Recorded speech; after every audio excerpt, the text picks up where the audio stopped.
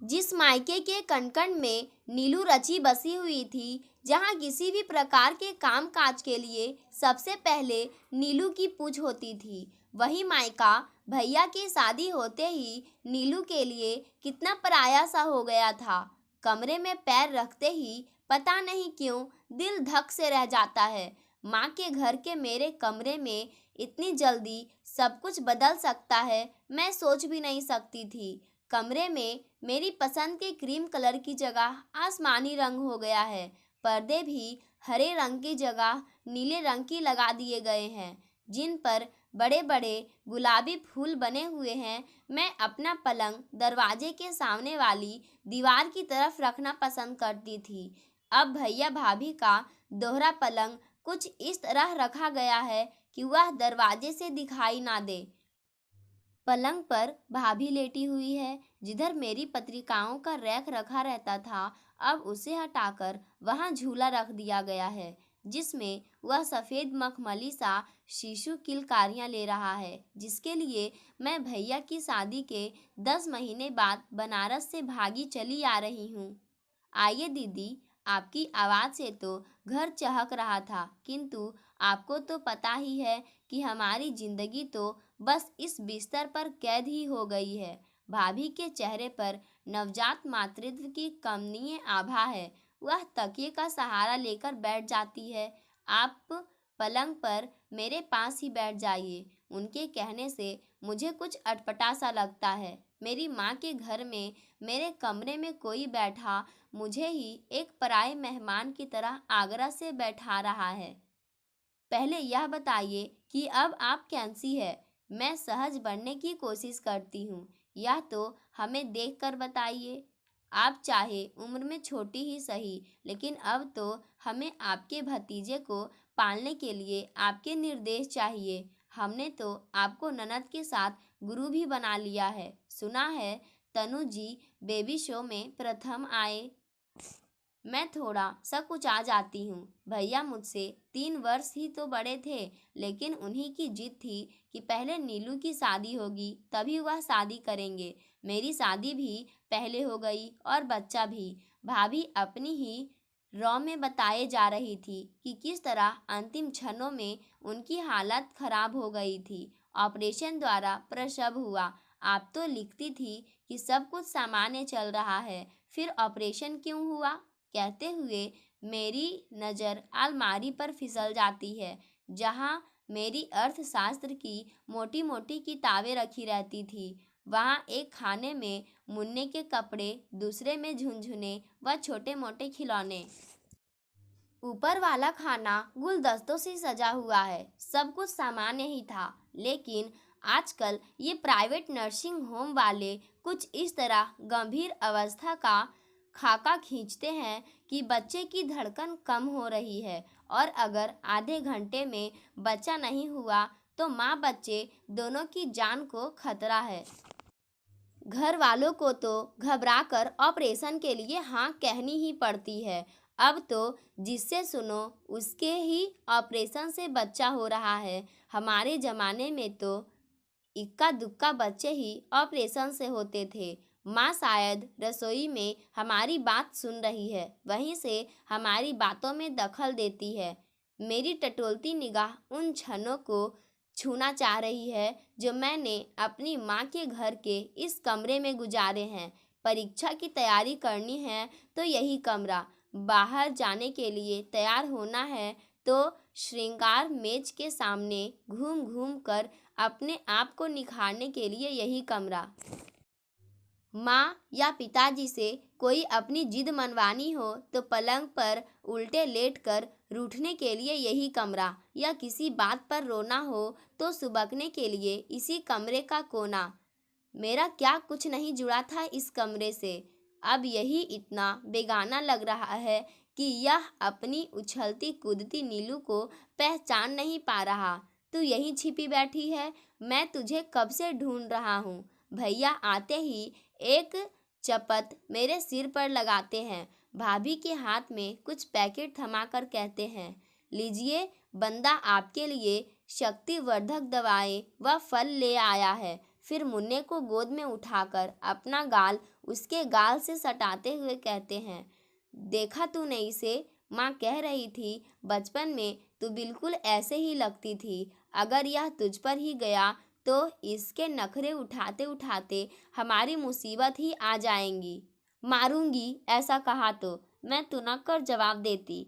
मुझे यह दृश्य भला सा लग रहा है।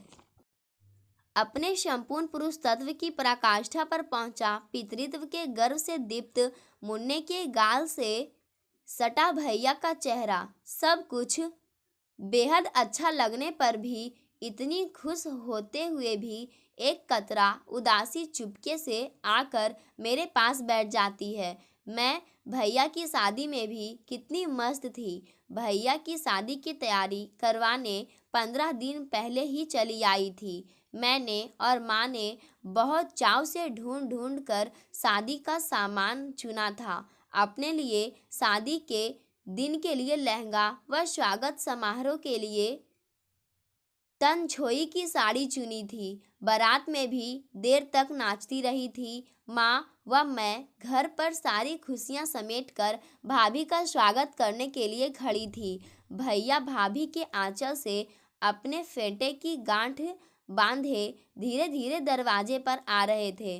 अंदर आने का नेग लगेगा भैया, मैंने अपना हाथ फैला दिया था।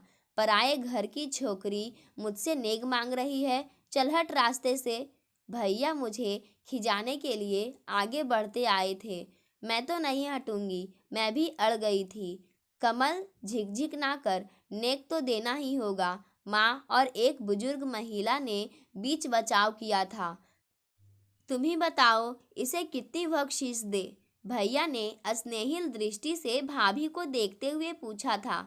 भाभी तो संकोच से आधे घूंघट में और भी सिमट गई थी, किंतु मुझे कुछ बुरा लगा था। मुझे कुछ देने के लिए भैया को अब किसी से पूछने की ज़रूरत महसूस होने लगी है। अपनी शादी के बाद पहले तरुण का फिर तन्नू का आगमन, सच ही मैं भी अपनी दुनिया में मस्त हो गई थी।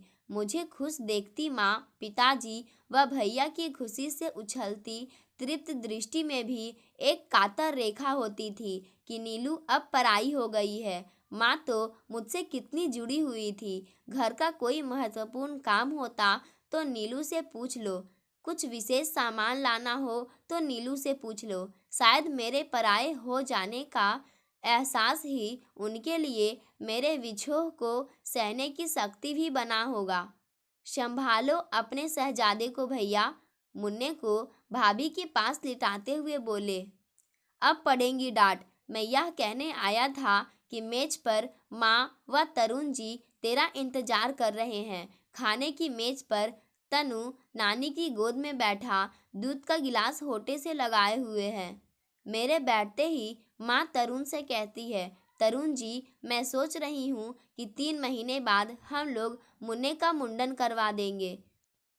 आप लोग जरूर आइए, क्योंकि बच्चे के उतरे हुए बाल बुआ लेती है। मैं या तरुण कुछ कहे इससे पहले ही भैया के मुंह से निकल पड़ता है, अब ये लोग इतनी जल्दी थोड़े ही आ पाएंगे। मैं जानती हूँ कि भैया की इस बात में कोई दुराव नहीं है, पर पता नहीं क्यों मेरा चेहरा बेरौनक हो उठता है। तरुण निर्विकार उत्तर देते हैं, 3 महीने बाद तो आना नहीं हो सकता, इतनी जल्दी मुझे छुट्टी भी नहीं मिलेगी। माँ जैसे बचपन में मेरे चेहरे की एक एक रेखा पढ़ लेती थी, वैसे ही उन्होंने अब भी मेरे चेहरे की भाषा पढ़ ली है। वह भैया को हल्की सी झिड़की देती है। तू कैसा भाई है? अपनी तरफ से ही बहन के ना आ सकने की मजबूरी बता रहा है। तभी तो हमारे लोक गीतों में कहा गया है, माई कहे बेटी नित नित आइयो, बाप कहे कुछ मास, भाई कहे बहन साल पीछे आइयो। वह आगे की पंक्ति, भाभी कहे क्या काम, जानबूझकर नहीं कहती। माँ, मेरा यह मतलब नहीं था। अब भैया का चेहरा देखने लायक हो रहा है, लेकिन मैं व तरुण जोर से हंसकर वातावरण हल्का फुल्का कर देते हैं। मैं चाय पीते हुए देख रही हूँ कि माँ का चेहरा इन 10 महीनों में खुशी से कितना खिलखिला हो गया है, वरना मेरी शादी के बाद उनकी सूरत कितनी बुझी बुझी रहती थी। जब भी मैं बनारस से यहाँ आती तो वह एक मिनट भी चुप नहीं बैठती थी। हर समय उत्साह से भरी कोई ना कोई किस्सा कहानी सुनाने में लगी रहती थी। माँ, आप बोलते बोलते थकती नहीं हैं? मैं चुटकी लेती। तू चले जाएगी तो सारे घर में मेरी बात सुनने वाला कौन बचेगा? हर समय मुंह सिए बैठी रहती हूँ। मुझे बोलने से मत मना कर। अकेले में तो सारा घर भाई भाई करता रहता है। तो भैया की शादी कर दीजिए, दिल लग जाएगा। बस उसी के लिए लड़की देखनी है। तुम भी कोई लड़की नज़र में रखना। कभी माँ को मेरी शादी की चिंता थी। उन दिनों तो उनके जीवन का जैसे एकमात्र लक्ष्य था कि किसी तरह मेरी शादी हो, लेकिन वह लक्ष्य प्राप्त करने के बाद उनका जीवन फिर ठिठक कर खड़ा हो गया था। कैसा होता है जीवन भी, एक पड़ाव पर पहुंचकर दूसरे पड़ाव पर पहुंचने की हड़बड़ी स्वतः ही अंकुरित हो जाती है। माँ, लगता है अब आप बहुत खुश हैं। अभी तो तसल्ली से खुश होने का समय भी नहीं है। नौकर के होते हुए भी मैं तो मुन्ने की आया बन गई हूँ। सारे दिन उसके आगे पीछे घूमना पड़ता है। वह मुन्ने को रात के 10 बजे अपने बिस्तर पर लिटाकर उससे बातें कर रही है। वह भी अपनी काली चमकीली आंखों से उनके मुंह को देख रहा है। अपने दोनों होंठ सिकोड़कर कुछ आवाज निकालने की कोशिश कर रहा है। तनु भी नानी के पास आलथी पालथी मार कर बैठा हुआ है। वह इसी चक्कर में है कि कब अपनी उंगली मुन्ने की आंख में गड़ा दे या उसके गाल पर पप्पी ले ले। माँ, 10 बज गए, मैं जानबूझकर कहती हूँ, क्योंकि माँ की आदत है। जहाँ घड़ी पर नजर गई कि 10 बजे हैं तो अधूरे काम छोड़कर बिस्तर में जा घुसेंगी, क्योंकि उन्हें सुबह जल्दी उठने की आदत है। 10 बज गए तो क्या हुआ? अभी अमाला मुन्ना लजा छोया नहीं है तो हम कैसे छो जाएं?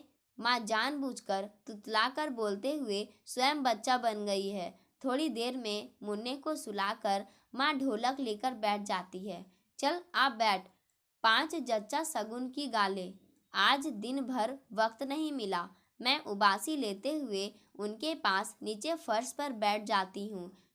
उन्हें रात के 11 बजे उत्साह से गाते देखकर सोच रही हूँ कि कहाँ गया उनका जोड़ों या कमर का दर्द।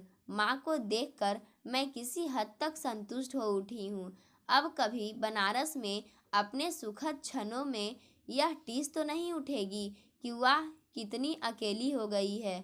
मेरा यह अनुभव तो बिल्कुल नया है कि माँ मेरे बिना भी सुखी हो सकती है। नामकरण संस्कार वाले दिन सुबह तो घर परिवार के लोग ही जुटे थे। भीड़ तो शाम से बढ़नी शुरू होती है।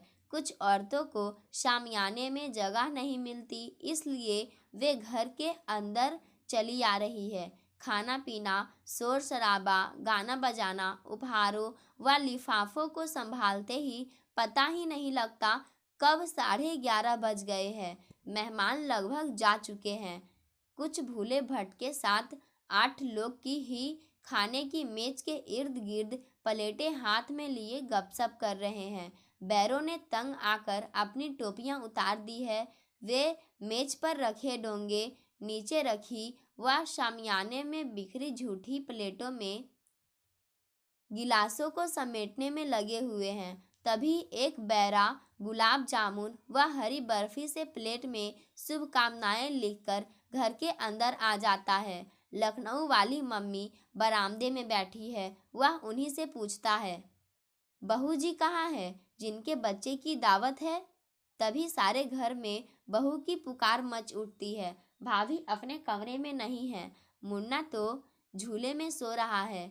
मैं भी उन्हें माँ पिताजी के कमरे में तलाश आती हूँ। तभी माँ मुझे बताती है, मैंने ही उसे ऊपर के कमरे में कपड़े बदलने भेजा है। बेचारी साड़ी व जेवरों में परेशान हो रही थी। मैं ऊपर के कमरे के बंद दरवाजे पर ठक ठक करती हूँ। भाभी जल्दी नीचे उतरिए, बैरा आपका इंतजार कर रहा है। भाभी आहिस्ता आहिस्ता सीढ़ियों से नीचे उतरती है। अभी उन्होंने जेवर नहीं उतारे हैं। उनके चलने से पायलों की प्यारी सी रुनझुन बज रही है। बहू जी, हमारी शुभकामनाएं लीजिए। बैरा सजी हुई प्लेट लिए आंगन में आकर भाभी के आगे बढ़ाता है। भाभी कुछ समझ नहीं पाती। मामी बरामदे में निक्की की चोटी गूंदते हुए चिल्लाती है, बहू, उनको बख्शीश चाहिए। अच्छा जी, भाभी धीमे से कहकर अपने कमरे में से पर्स ले आती है। अब तक माँ के घर के हर महत्वपूर्ण काम में मुझे ही ढूंढा जाता रहा है कि नीलू कहाँ है। नीलू को बुलाओ, उसे ही पता होगा। मैं क्यों अनमनी हो उठी हूँ। क्या सच में मैं नहीं चाह रही कि बैरा प्लेट सजाकर ढूंढता फिरे कि इस घर की बेटी कहाँ है। 21 रुपये, इतने से काम नहीं चलेगा। बहू जी, भाभी 51 रुपये भी डालती है, लेकिन वह बैरा नहीं मानता। आखिर भाभी को झुकना पड़ता है। वह पर्स में से 100 रुपये निकालती है। बैरों को बख्शीश देते हुए उनका उठा हुआ हाथ मुझे लगता है। जिस घर के कनकन में मैं रची बसी थी, जिससे अलग मेरी कोई पहचान नहीं थी, अचानक उस घर की सत्ता अपनी समग्रता लिए फिसल कर उनके हाथ में सिमट आई है। ना जाने क्यों मेरे अंदर अकस्मात कुछ चटकता है। मैं फिर सोचती हूँ, जो हो रहा है अच्छा हो रहा है। आखिर कब तक मैं ये सब सोचकर अपने मन को दुख पहुँचाती रहूँगी। कल का मेरा मायका आज किसी और का अपना घर बनना ही था। पाठकों, आज की कहानी यहीं समाप्त होती है। धन्यवाद।